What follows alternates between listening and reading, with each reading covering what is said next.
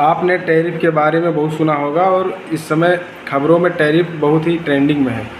आपने सुना होगा अमेरिका चाइना पर रेसिप्रोकल टैरिफ लगाने की बात करता है। तो आज मैं आपको बताऊंगा कि टैरिफ क्या चीज़ है।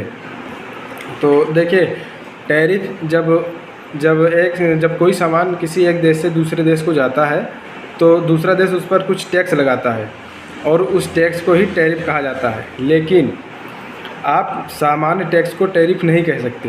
टैरिफ उसे कहते हैं जब दो देशों के बीच टैक्सों का आदान प्रदान होता है, तभी टैरिफ शब्द का प्रयोग किया जाता है। नॉर्मल टैक्स तो टैक्स होता ही है, आप लोग जानते हैं।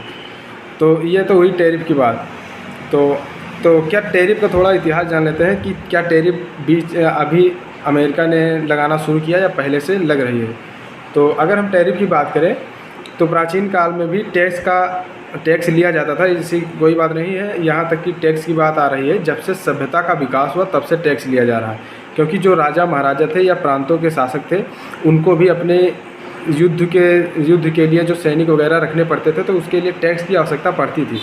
तो टैक्स तो तब से लिया जा रहा है। लेकिन इसमें नया मोड़ तब आया जब दुनिया आधुनिकता की तरफ बढ़ रही थी। तो 1995 ईस्वी में WTO की स्थापना हुई, वर्ल्ड ट्रेड ऑर्गेनाइजेशन। तो उसके द्वारा कुछ आधुनिक नियम कानून लागू हुए कि कौन सा देश किस पर कितना टैक्स लगाएगा।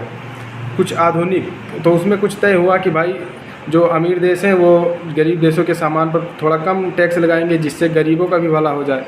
लेकिन अमेरिका इस समय क्या कर रहा है, अमेरिका रेसिप्रोकल, मतलब अगर कोई गरीब देश जितना टैक्स अमेरिका के उत्पाद पर लगा रहा है, अमेरिका भी कह रहा है कि हम भी उतना ही टैक्स लगाएंगे उसके उत्पाद पर, जो कि थोड़ा एक प्रकार से इस समय दुनिया को हिलाने वाला है।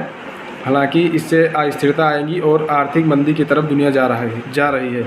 इससे आप देख सकते हैं किस प्रकार से, चाहे वो डिजिटल मार्केट हो, जैसे कि जो लोग लगाते हैं